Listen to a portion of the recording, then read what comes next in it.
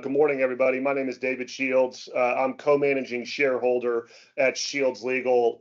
We are a boutique law firm that operates in North Dallas, just outside of Addison, for those in North Texas. We've been in business 35 years. We're celebrating that anniversary this year, which is obviously very exciting.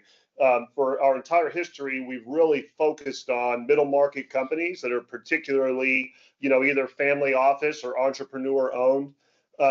We have 4 different practice areas. We have a cybersecurity and data privacy practice. We have a business tax and high net worth estate planning practice, commercial litigation, which is far afield from what we're talking about today. And then, of course, our corporate transactions, which includes our M&A department. We have 16 lawyers, and today we're talking about, we're talking about a subject that's near and dear to my professional passions, which is preparing companies for an exit. It's something that we've been doing for our entire history, 35 years. We have deep experience and lots of professionals that are motivated by helping people not just get to that exit from term sheet, but also do the preparation. Andrew, we go to the next slide.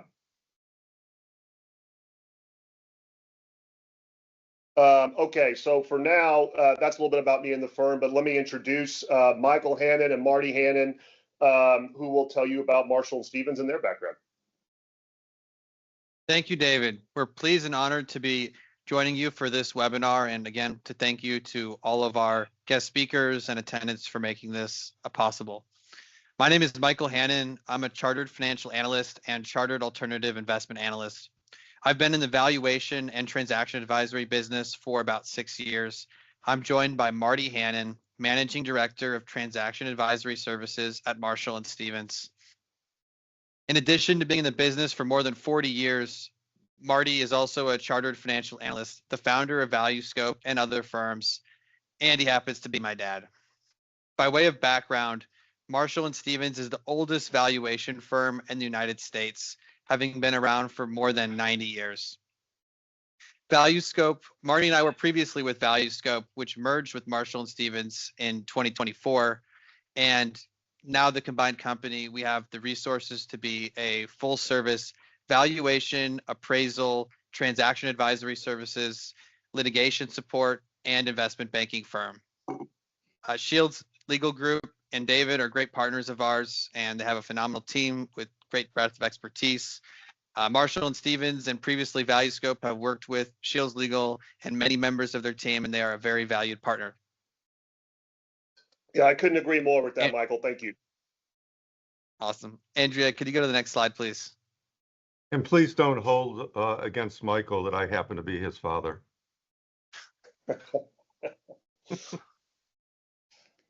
So Marty and I will be discussing various topics that should get you thinking about how to harvest maximum value for your business. We'll be discussing fair market value and how it's determined in transactions, key valuation drivers and deal implications, and value creation.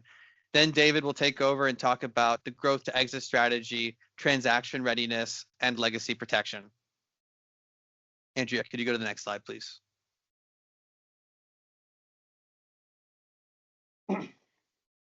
So when we think about value, there's an important distinction to make between equity value and enterprise value. Equity value is what business owners typically care about most, as it's the value they would receive from selling their business, and it doesn't include any interest-bearing debt. Enterprise value, on the other hand, is a measure of a company's assets and is useful for experts to compare businesses with different levels of financial leverage. And any excess cash held in a business is typically excluded from enterprise value, as it would be distributed to a seller prior to closing on a sale. Andrea, could you go to the next slide, please?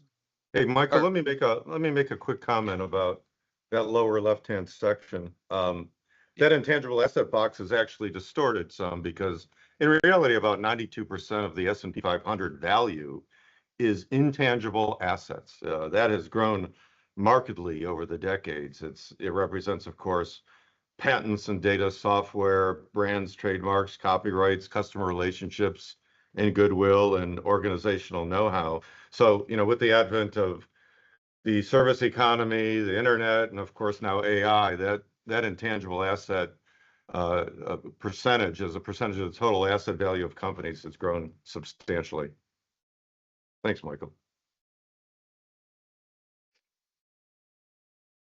There are multiple levels of value for a security interest in a company, depending on the level of control and marketability held. The factors that influence control and marketability stem from the ownership structure, operating agreements, and sometimes just the economics of the industry in which the company is in. Discounts for lack of control may be applicable to minority interest, and discounts for lack of marketability may be applicable to minority interest in private companies or in restricted securities.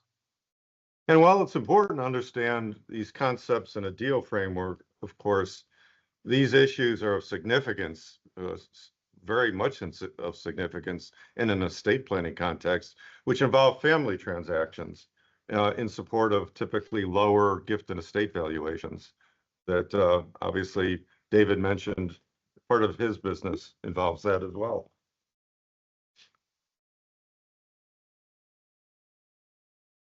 Next Andrea, slide, can you go to the next slide, please? There are three generally accepted and conceptually distinct approaches to determining value. The cost approach is an adjusted balance sheet method. The income approach is a discounted future cash flow method. And the market approach is a market comparables analysis. Valuation analysis, as well as financial forecasting, can be performed from a top-down or a bottom-up perspective. A top-down perspective starts with the overall economy and ultimately relies upon company market share assumptions. And a bottom-up approach utilizes company-specific metrics such as price per unit and number of units sold to determine the forecast. Andrea, could you go to the next slide, please? Normalizations are adjustments to company financial statements to reflect their true economic performance. There are multiple ways owners can there are multiple ways to increase reported profits prior to a sale, and while some adjustments are downward, many of them are upwards to the benefit of the seller. Now, that said, there's going to be a lot of buyer scrutiny typically on any attempt to add or quote adjust to reported profits, especially since now add backs have been substantial. There's been a recent study that shows that 30% of adjusted EBITDA is now based on these add backs, and that was just 10% a decade ago. Next slide, please. Typically, when we think of a sale, we think of an enterprise sale where an outside buyer comes in and acquires the whole company. However, we see scenarios where a second generation buys out a first generation in a management buyout, or a recap transaction where a company takes on additional debt or equity capital and a special distribution is made to the current owners. The type of transaction typically is dependent on the owner's goals, and it doesn't necessarily require the loss of control.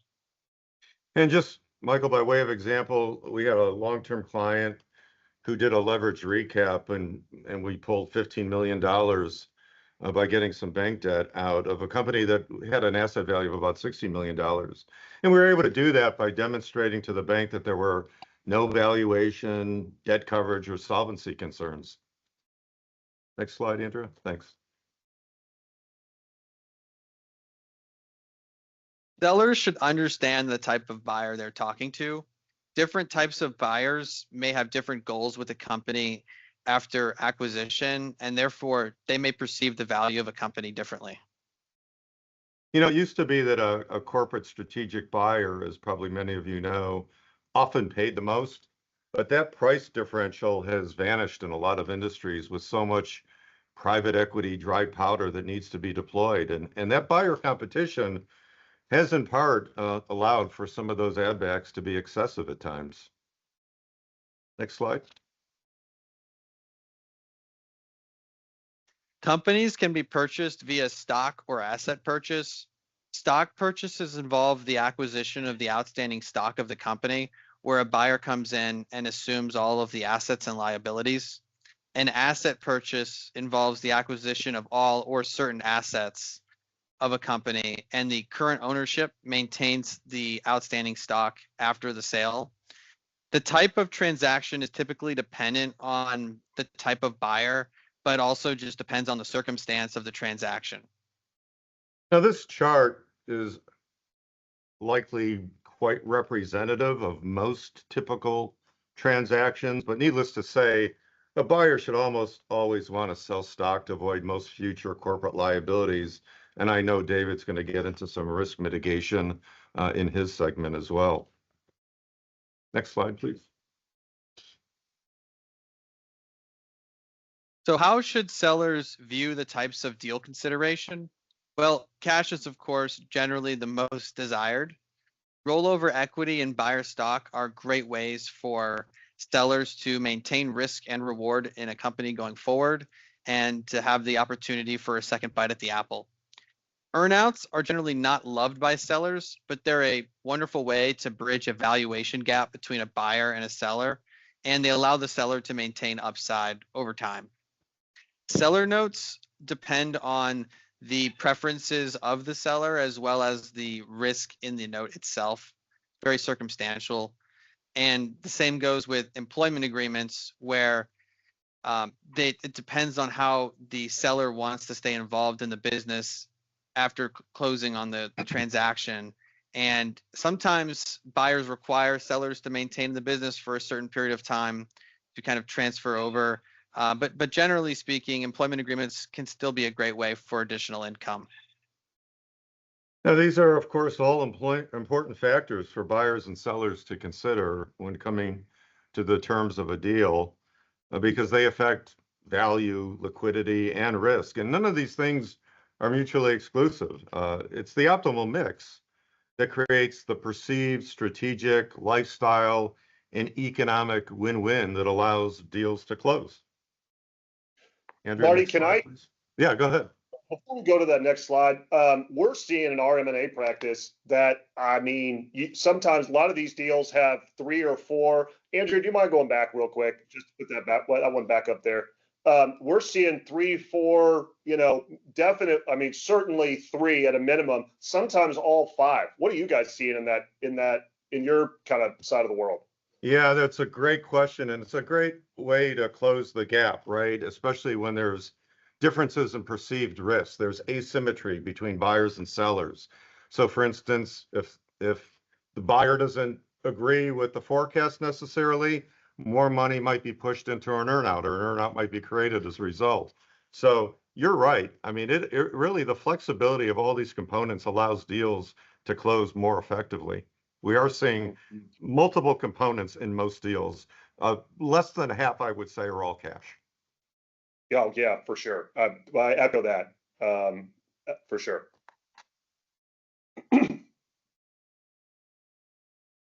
Often there is time to plan for a sale of a company, and there's tremendous value in proper planning for the transaction.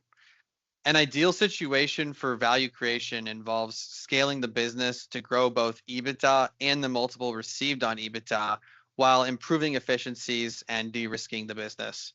This can allow for tremendous value creation in a relatively short period of time. Andrea, could you go to the next slide, please? This equation shows 3 paths to organic value creation. Path 1 is to increase cash flow from existing assets and operations. Path 2 is to reduce the company risk and optimize the capital structure. And path 3 is to increase the growth rate of future cash flows. Yeah, in theory, buyers pay for the future cash flow of the business at a hurdle rate or a risk-adjusted discount rate. But in practice, this often translates to a multiple of TTM, trailing 12 months, or current EBITDA being a proxy for cash flow being the true economic measure of value. So paying, for instance, 7 times EBITDA means that a buyer is valuing $1 of current cash flow at $7, but it really represents the present value of all future cash flows. And while many transactions for small companies might trade at a, say, 5 to 8 times multiple range.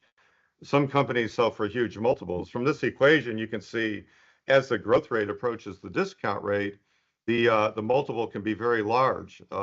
So the growth rate is very important. Now that said, growth and risk are often related. So usually both are very high. Think tech company. I say both. I mean discount rate and growth rate.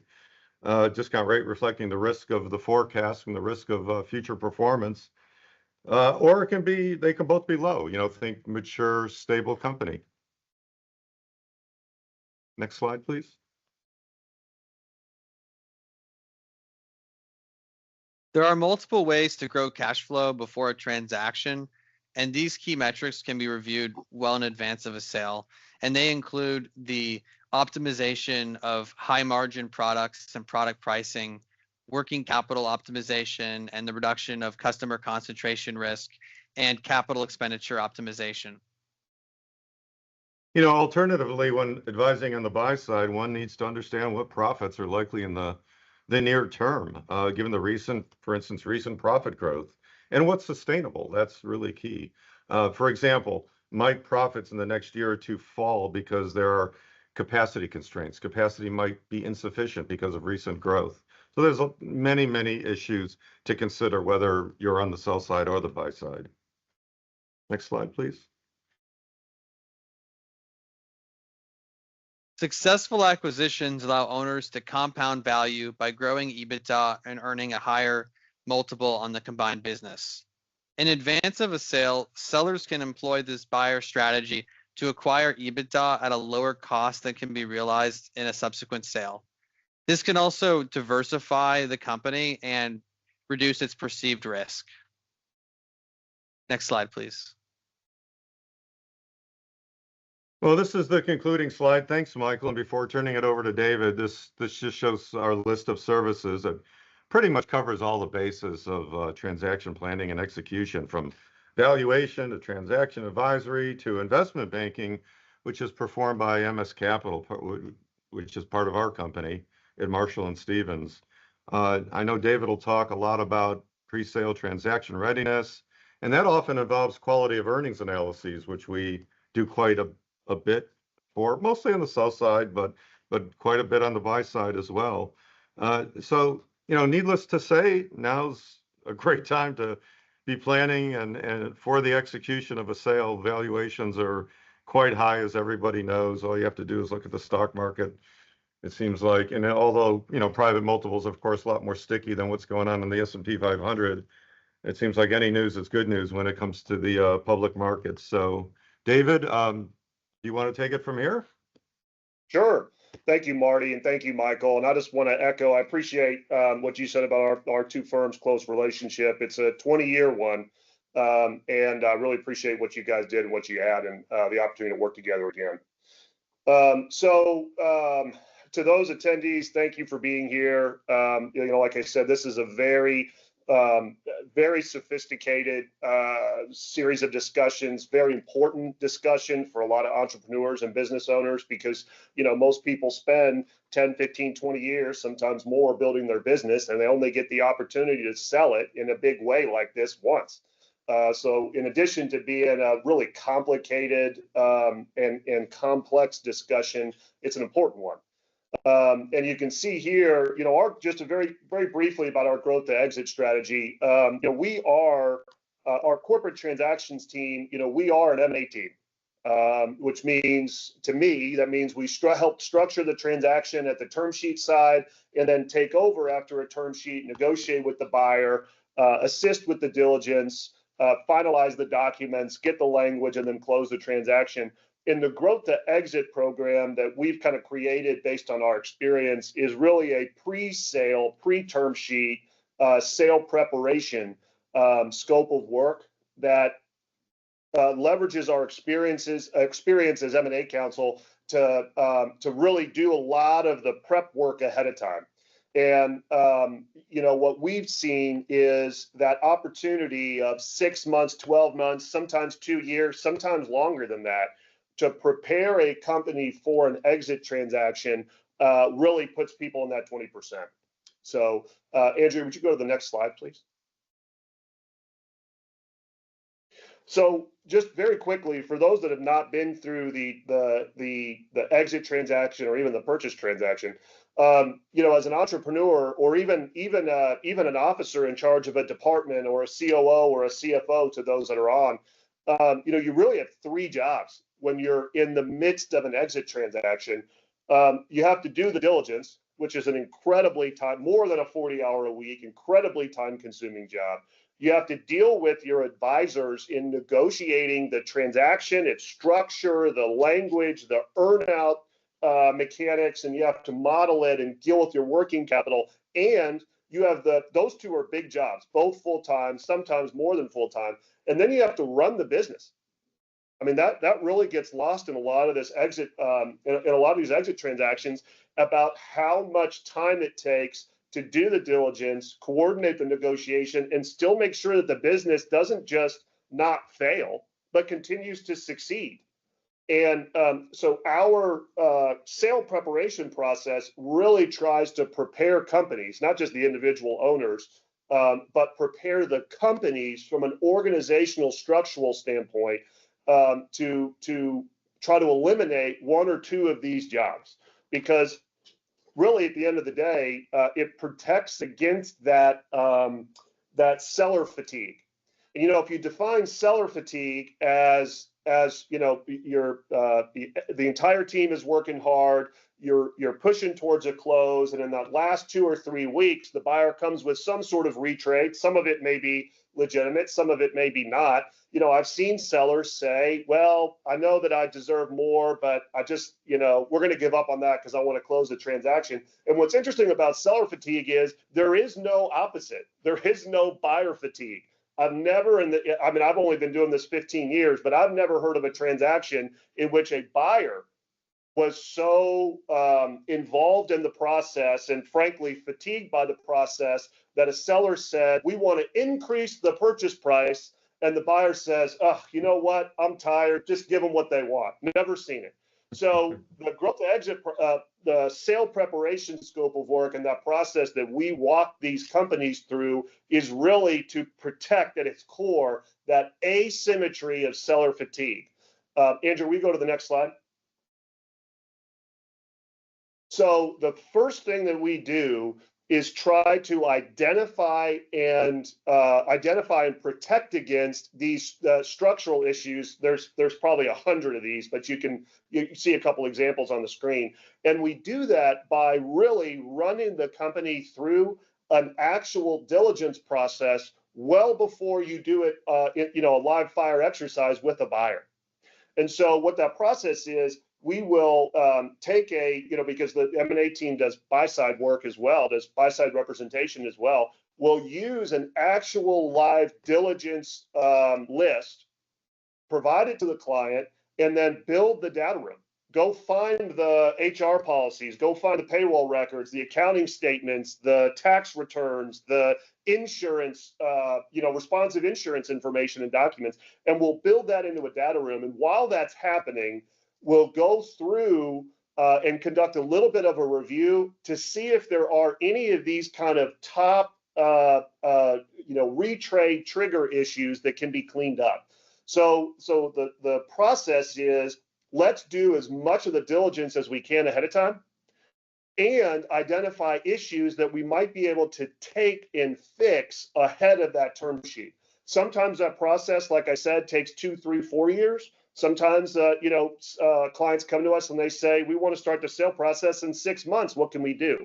And so it's a very kind of flexible scope of work and very mumuch depends on the client, but it is focused on transaction readiness by trying to eliminate, one, maybe 2 of the 3 jobs that or roles that companies have as they go through the sale process. Andrew, will you go to the next slide? So what we do from a transaction readiness standpoint, our kind of internal KPI is 80% of the non-accounting diligence is complete before the company goes to market.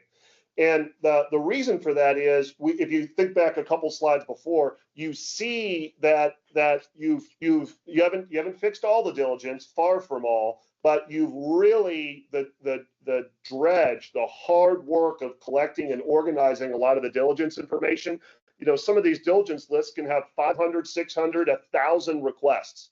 And if you get through, a couple hundred of those, you've made material progress in preparing yourself for for a potential exit. And you've given your advisors, your attorneys, your financial and accounting advisors like Marshall and Stevens, your tax advisors, your estate planners, you've armed them with the information necessary to actually do some improvement based on their experience. So you can kind of see here a little bit about how our process works in phase one for transaction readiness. Andrea, can you go to the next slide? So the next thing, once you have done kind of phase one, you've built a data room.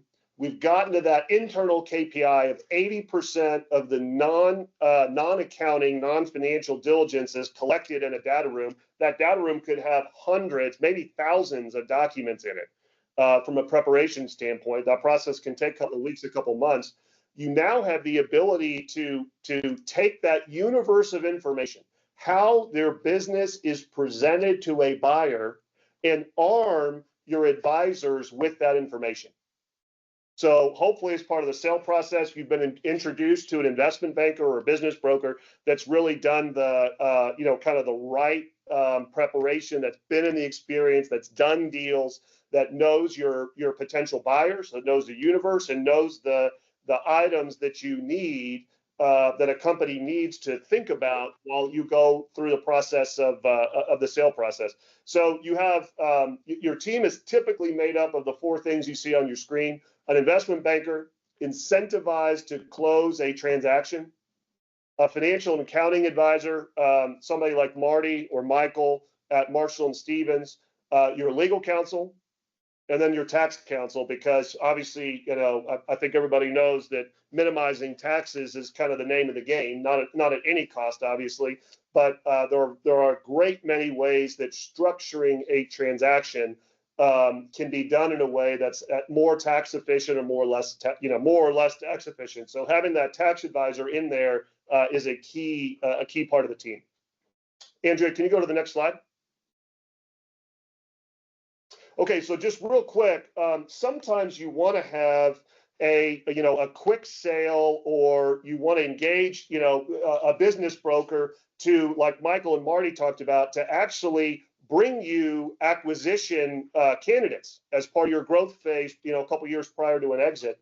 But I really wanted to have a quick discussion about the difference between our supposed difference between a business broker and investment banker. So what you're really looking for as part of the exit process is finding somebody that traditionally is incentivized to close the transaction by getting a contingent fee, typically as a percentage of the value.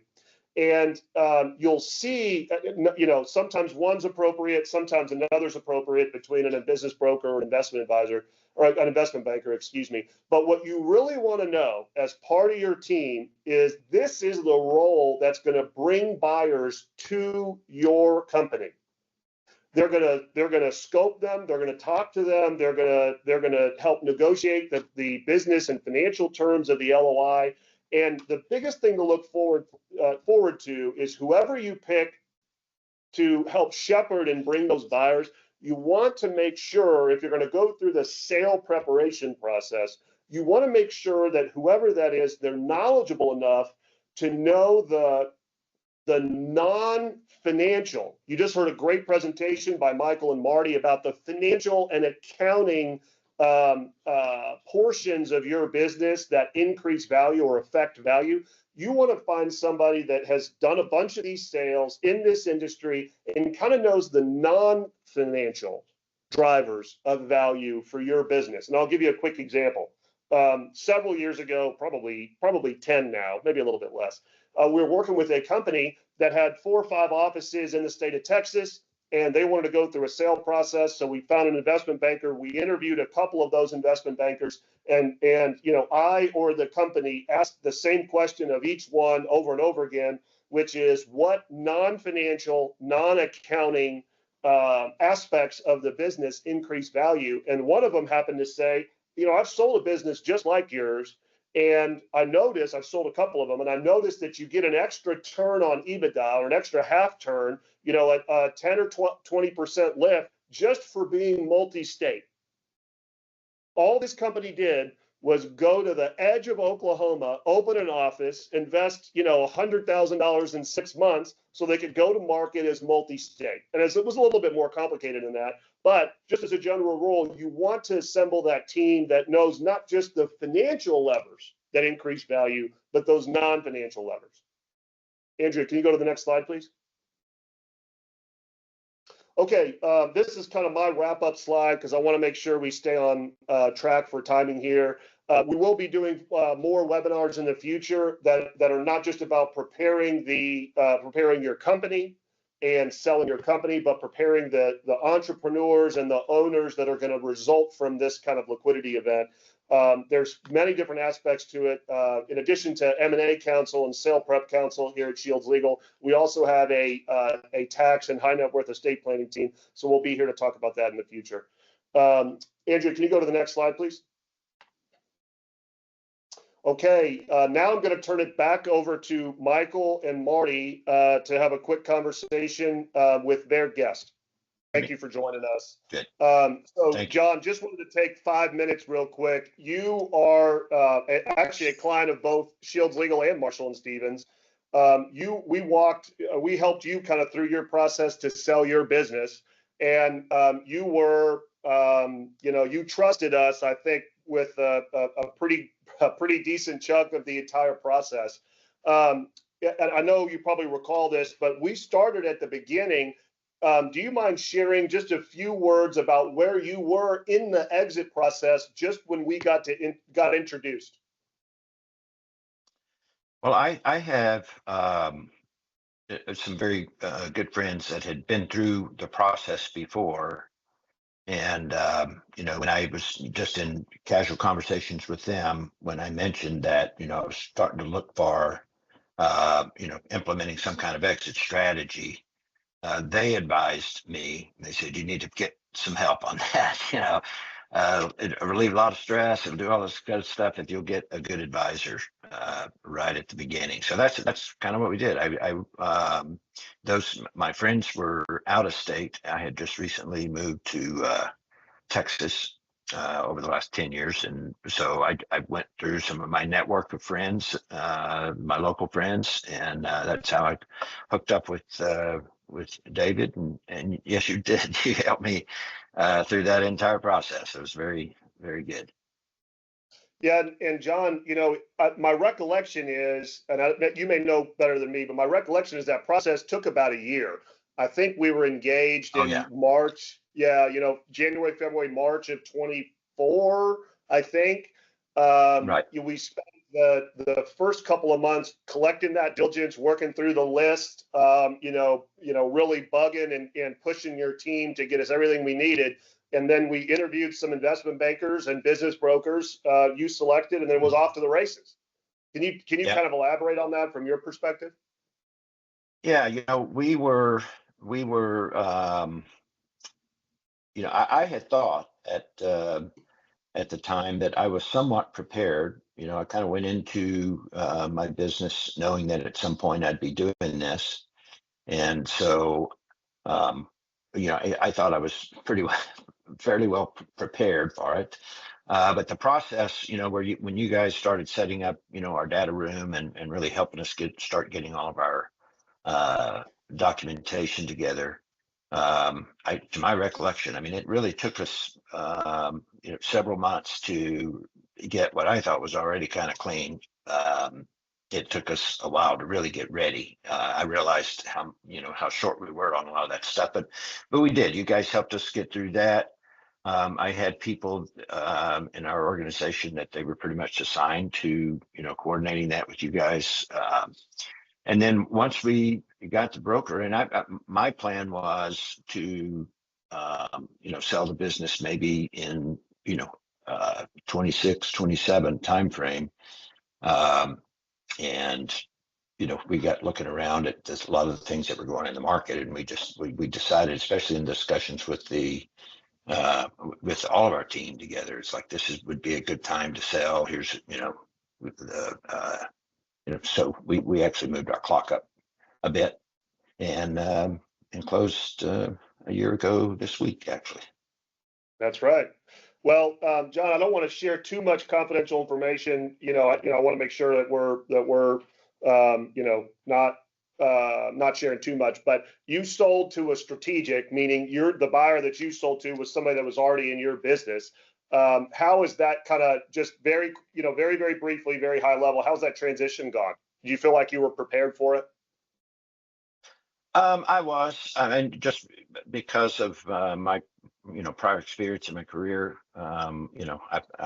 my expectations were not really high, because I've heard all the horror stories, but it's gone very well. I really enjoy the team I'm working with, and they've been very good to me.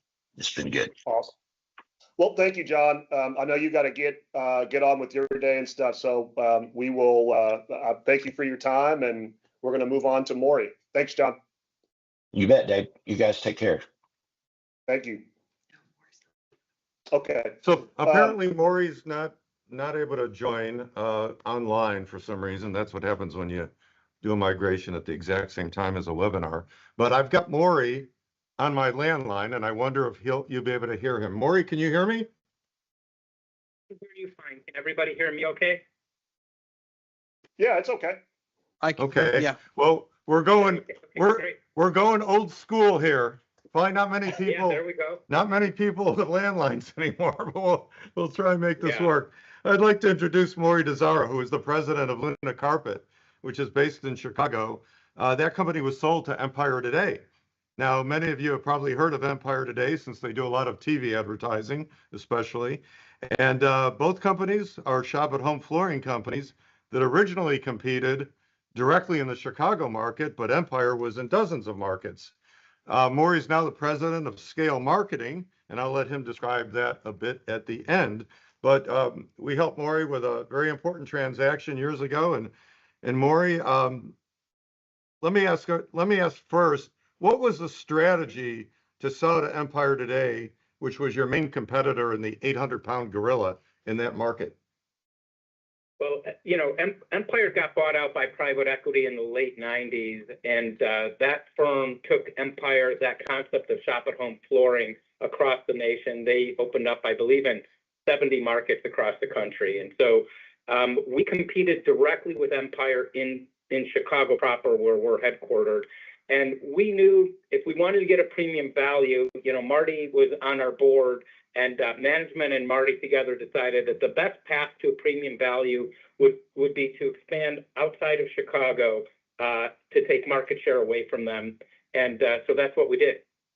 So Maury, why couldn't you just sell on the basis of a multiple of EBITDA like so many other firms do? When I came into the company out of college, we were doing only like $1 million in revenue. We kind of grew it in the Hispanic market and then grew out of the Hispanic market into the English language market. And the company got up to about 40 million of revenue in the Chicago area. But we were always focused on growth. We also knew if we were going to do geographic expansion, you just have to invest in human resources and technology to be able to do that. So our EBITDA was always kind of depressed because we just were plowing all of the profits into future growth. So looking at a historical EBITDA would not have given us the valuation that we wanted at exit. Yeah. And so would you consider what happened a successful transaction?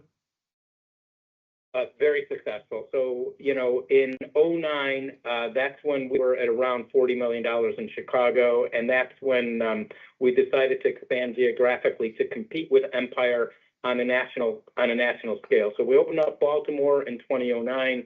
We opened up Milwaukee in 2010 as a spoke and wheel to Chicago.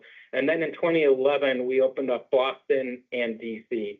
And that really got the attention of Empire because they understood that we were a formidable competitor, and it was really a defensive move on their part to reach out to us. So connecting the dot to what David said a little earlier on getting lift in multiple as he had a client expanding to another neighboring state, what was the valuation modeling and negotiating strategy that was employed to get the highest possible price at exit? Well, Marty and his team built out really a pretty elaborate model that kind of proved out the deterioration of value of Empire as Luna continued to expand. So basically, when we would open up, and this is back, we're going back a few years here, but us and Empire were really the only ones in the shop at home carpet space. This is back in the early O's, going into the tens. And so back then, carpet stores were still a dominant way to buy, but we were competing with them head to head, and so we were really in the lead generation business. And so when we would enter a market, what would happen to Empire is their lead costs would go up, their conversion rate would come down, and their transaction size would come down because now you've got a competitor, so you can't charge what you used to charge. It used to be more monopolistic before Luna entered a market. So what Marty and his team put together was, while we might have been in 5 markets at the time of exit, we were going to add 1 to 3 markets a year. And so they put together a kind of like a pro forma, what happens if we continue to grow, and the deterioration of value at Empire. And that, I think, really drove the conversation around what was a very, very premium value for our firm. Yeah, interesting. So that's what you get when you do a lot of economic loss and litigation support work, which we do as well. So we kind of tied those two together. So Maury, it sounds like it was a classic strategic acquisition then, right? Beyond classic. I mean, this was like the perfect storm. It was a really, really wonderful exit for us. Hey, can you tell us a little bit about scale marketing and what you're doing now?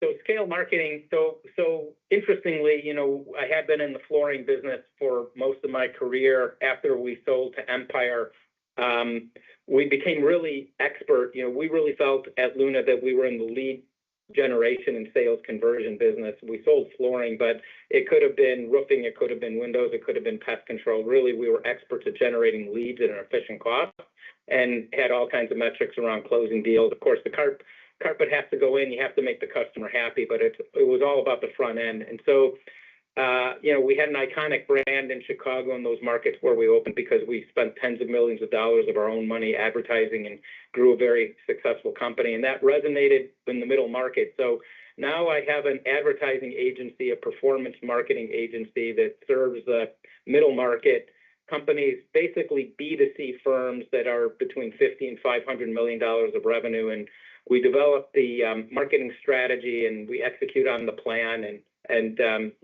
what started as just me and my CMO back in 2014. Now we have over 70 employees, and we call it dollars under management. We are responsible for over $150 million of our clients' advertising dollars. So it's been quite a journey. Maury, you're obviously 2 for 2. Fabulous success. Thanks so much. Stay on the line for a few minutes if you don't mind, in case there's a question. Yeah. David, you want to take it from here? Hopefully you're able to hear Maury okay? Yeah, no, it was great. So we want to open it up. Andrea, we go to the next slide real quick so we can wrap up right before the Q&A.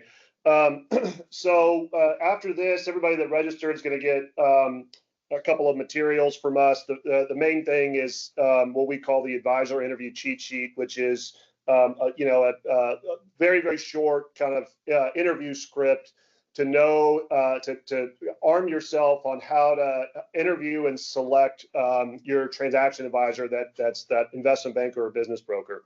Andrea, would you go to the next slide? So here's a little bit about your 3 presenters, myself, Michael, and Marty.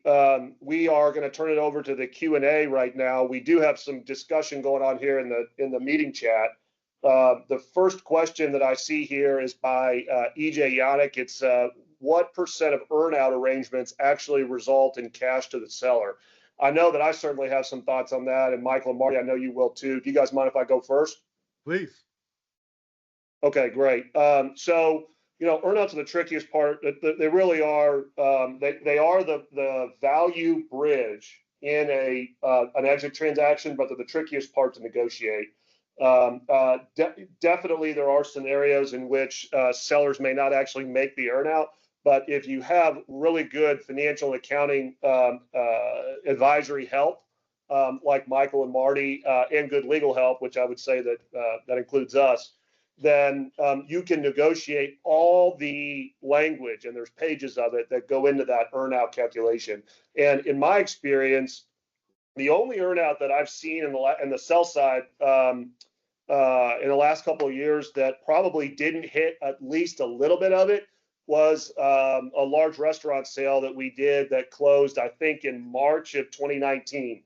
Obviously, COVID hit and everything shut down 9 months, or about 11 months later, about a year later, and that obviously tanked the earnout on that particular transaction.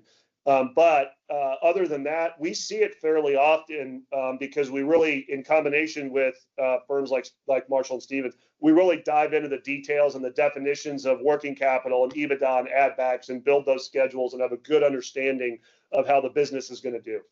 Michael, Marty, any thoughts on that question? Well, I'd add to your comments that, determining that forecast is really critical especially if you're doing sell side representation, because we want our client, the seller, to hit those metrics, and often earnouts are capped. So we'd like them to hit the cap, and that has happened quite a few times. There's been a couple of situations I can remember that are high risk, high growth, where it's more or less perceived as gravy, where none of the earnout was hit. But in most cases, in my experience, part or most or all of the earnout is hit. Sometimes earnouts aren't even capped, but most are.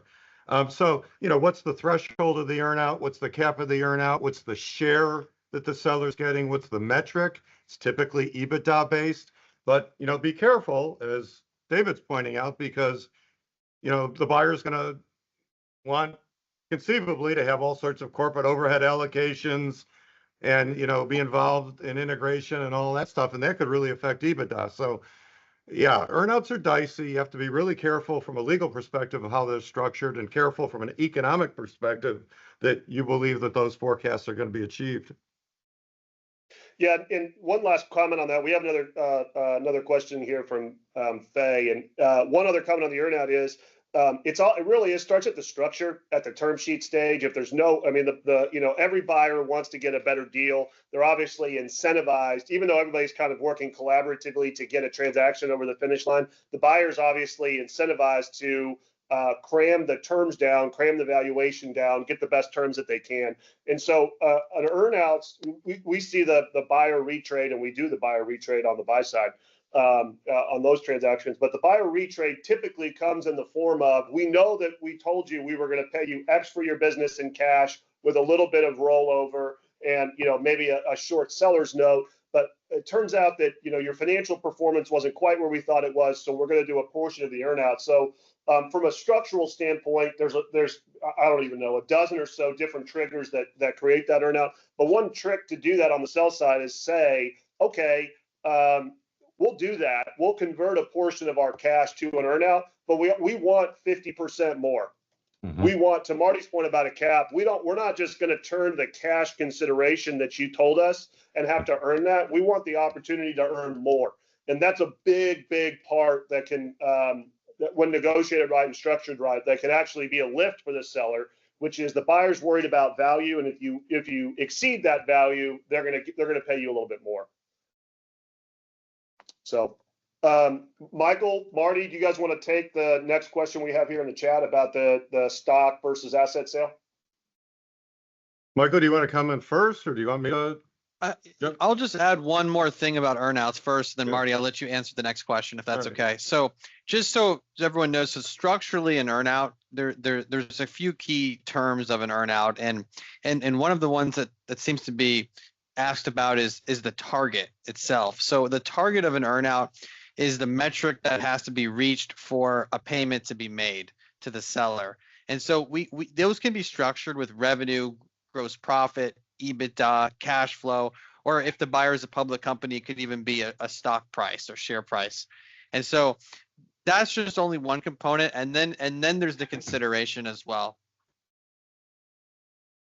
Yeah, it looks like there's a question. Okay, stock versus asset, and I'm not a tax attorney or a tax accountant. And David, I remember maybe you probably have a tax expert on staff, but um, and I don't play one on TV, so I want to be careful not to give any tax advice here. But the basics are, of course, if you sell stock, you're going to pay cap gains, and if you're an active owner, you're not going to pay Obamacare tax. Now, the bad news is if you happen to be in California, you're not only paying 20%, but you're paying their 13%. At the highest marginal rates, you're really paying 33% cap gains tax on a transaction in California versus 20% in Texas. So, typically you want to sell stock to get the best tax treatment. There could be all sorts of other tax triggers when you sell assets. And of course, just limit the liability. You want the buyer to step into your shoes. They're assuming the go-forward liabilities. The seller's going to want tail insurance. So that if anything happens on a go-forward basis that was a function of what happened in the past, you're covered. And David, you want to comment from there? Yeah, I would just say there's a couple of principal things that drive the asset versus stock sale. The first really is taxes. In an asset sale, particularly a business that has a lot of heavy assets. And by the way, as a disclaimer, I'm not a tax attorney. I don't play one on TV. We do have two tax attorneys that deal with these types of issues all the time. But I will just say the principal driver is going to be taxes, because if you do an asset sale and you've taken depreciation on those assets, there's going to be recapture at ordinary income rates, which can be can be material and are definitely a difference for stock sales. I will say that the conventional wisdom really is do an equity sale or a stock sale of your business, because you get that 21% cap gains rate on just really the amount of the consideration that you get. But Jack Ferris, who I know and is a friend of the firm, just mentioned that there are various other types of structures, including a subchapter F reorg, that buyers will ask for that effectively treat a stock sale as if it was an asset sale, because buyers get, I'll just say, favorable tax treatment for doing asset sales for a variety of reasons. And one thing that I would tell you or one thing I would tell everybody here about a stock sale versus an asset sale, it doesn't really come up a lot, is when you do a stock sale to a buyer, the buyer's buying every liability, and sometimes that's litigation, sometimes that's employment issues or whatever else. A lot of times you can insure around that. The one thing that's very hard to insure around is a buyer's buying your tax returns and your tax treatment.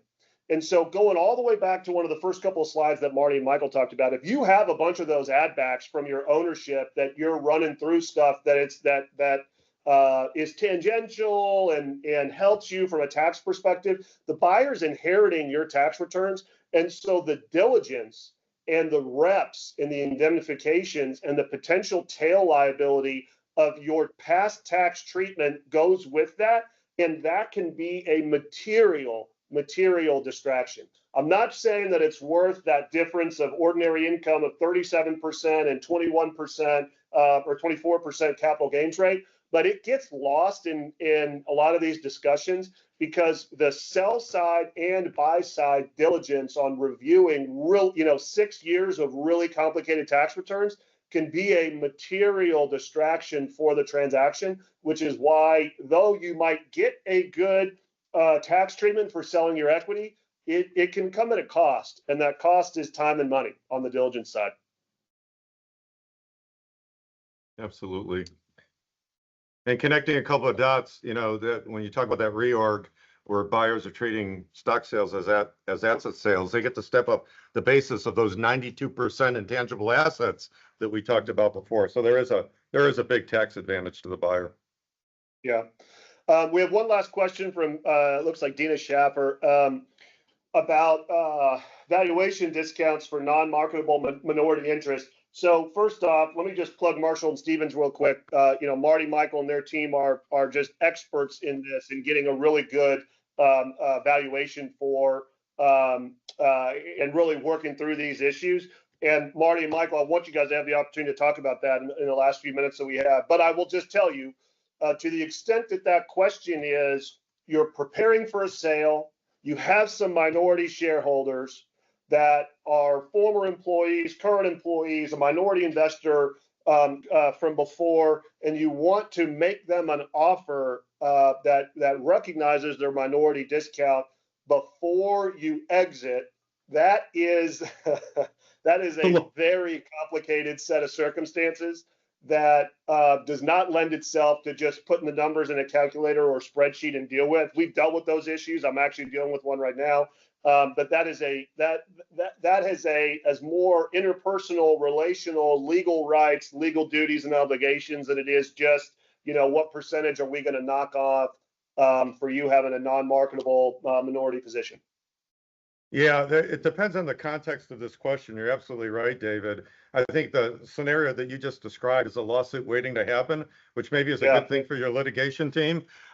You probably want to do this before an LOI or, before you even get close to an LOI, if that was the motivation. But this comes up a lot in estate and gift matters. And the two classic discounts, of course, are lack of control and lack of marketability, but it depends on the underlying assets. If we're talking about operating companies, which is the focus of this discussion, those discounts can be substantial in a general FMV context. If it's marketable securities, of course, it's a lot less.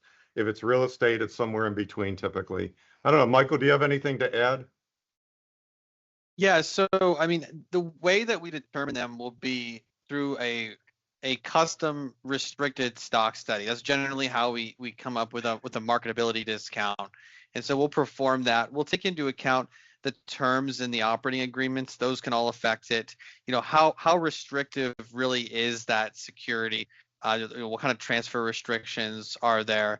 And then the other thing is just to kind of go back to what David and Marty were saying is if this company is about to sell, then it could be perceived that the minority, that the marketability discount would be minimal because it's about to exit. There's about to be a liquidity event, and so therefore it is quite marketable. And so, we can see the range of marketability discounts based on the expected holding period of the underlying security. Great point. Okay, well, we want to keep to the schedule here. Thank you, everybody, for joining us. We're just a minute or two over. Really appreciate everybody's time and attention. You can see our contact information for myself, Michael, and Marty up on your screen here. Please let us know if there's anything that we can do to help support anybody on the call. And thanks to Maury and all the attendees and other guests. Thank you. Thank you. Thank you. Everybody have a good day. Take care.